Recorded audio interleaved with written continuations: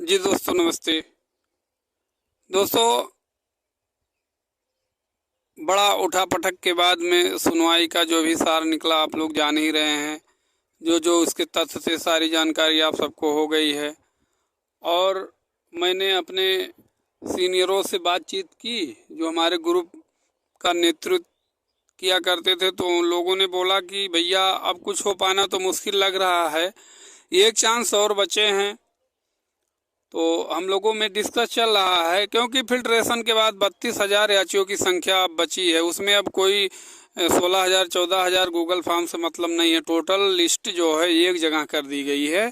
Total 32,000 something लोग बचे हैं। तो और जगह है 6,100 कुछ खाली थी, और कुछ लोग ज्वाइनिंग नहीं लिए थे। उसको ले करके सरकार ने पिछली सुनवाइयों में लगभग 8,000 जगह का जो है 8,000 रिक्तियों का उन्होंने काउंटर लगाया है। तो अब एक मुद्दा अगर सबके समझ में आए, मैं सुझाव लेना चाहता हूं। आप लोग कमेंट बॉक्स में बताइएगा क्या ये सुझाव सही है कि गलत है, क्योंकि यही लोगों के मन में अब धीरे धीरे बैठ रहा है। तो इस पर बात भी हो रहा है, और सभी एडवोकेट जो इसके पक्षधर हैं एक हो करके किसी मजबूत एडवोकेट को 22 अप्रैल को भेजेंगे, अगर इस पर सहमति बन जाती है। क्योंकि नहीं तो हाथ में कुछ नहीं लगेगा। कुछ ना लगने से बेहतर है कि कुछ थोड़े बहुत अगर आ जाता है तो अच्छी बात है। तो लोगों का मानना ये है कि मान लीजिए एक प्राथमिक शिक्षक जब रिटायर होता है, उस समय का जो उसका वेतन होता है उसमें 3 लोगों को एडजस्ट किया जाए। मान लो जैसे 90,000 रुपये अगर एक शिक्षक रिटायर हो रहा है तो 30 या 90 यानी 30,000 के एक न्यूनतम वेतनमान पर अगर सेलेक्टेड कर दिया जाए तो मान लीजिए 8,000 वैकेंसी है, तो 8 3 24 25,000 लोगों का कल्याण हो सकता है। यही हम लोगों में विचार विमर्श चल रहा है। अगर इस तरह की कोई मतलब बातचीत बने तो संभवतः नौकरी हाथ लग सकती है, नहीं तो अब ये नहीं लग रहा है कि होगा, किसी का नहीं हो पाएगा। क्योंकि जब जो जज हम लोगों के फेवर में हो करके सरकार से एकदम खड़ी होकर लड़ रही थी, अब वो भी देने से इनकार हो रही है, तो अब कुछ तथ्य बचा नहीं है। तो इससे बेटर है कि लास्ट में ये बात क्यों ना आजमा लिया जाए, क्योंकि हमको नहीं लग रहा कि 22 तारीख के बाद और कुछ होने वाला है।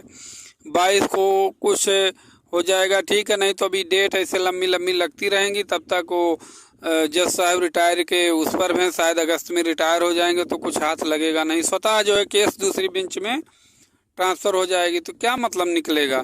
अगर ये सारी बातें सुझाव हमारी अच्छी लग रही हैं आप सबको, तो आप लोग कमेंट बॉक्स में ज़रूर बताइएगा, क्योंकि अपने मन से कुछ कर पाना बड़ा मुश्किल है। और अगर कुछ लोगों की सहमति हो, सपोर्ट हो, तो थोड़ा कोई काम करने में अच्छा लगता है। ज़्यादा कुछ हमको कहना नहीं है, बाकी सारी बातों से आप लोग परिचित हो। तो कुछ भी बात और नई निकल के आती है तो मैं वीडियो बना करके आप सबको बताता रहता हूँ बार बार। आप लोग जानकारी भी पाते रहते हैं। और बाकी तो कुछ है नहीं इसमें। जो प्रोपोगंडा हुआ किन के कारण हुआ, क्यों नहीं हो पाया, क्यों कुछ आर्डर नहीं सुरक्षित हुआ, कोई लिखित आर्डर भी क्यों नहीं आया, मतलब हम लोगों के पक्ष में, वो सारी बातें आप सब जान रहे हो। इसमें जो बहुत बड़े बड़े धुरंधर हैं, अभी भी कुछ एडवोकेट्स हैं, अभी भी याची बना रहे हैं। उस दिन जितने भीड़ भाड़ हुई है ना, उसमें से 50% लोग ऐसे थे जो नई फाइल ले लेके तैनात थे कि हम याची बनाने के लिए फाइल लगाएंगे, एक्सेप्ट होगा, ये होगा। इसीलिए कुछ हो नहीं पाया।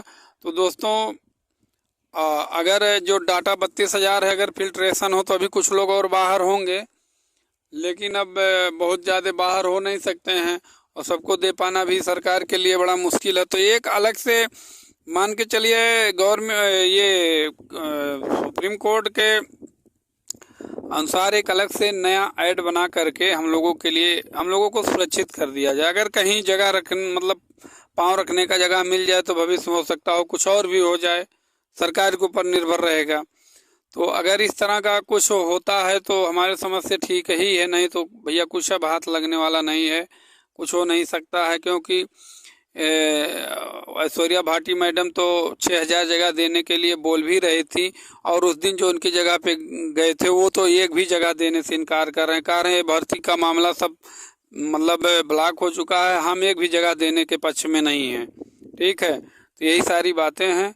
बाकी अगर कुछ बात प्लस में होता है तो मैं फिर आप सबके बीच आ करके साझा करूंगा। जय हिंद, जय भारत।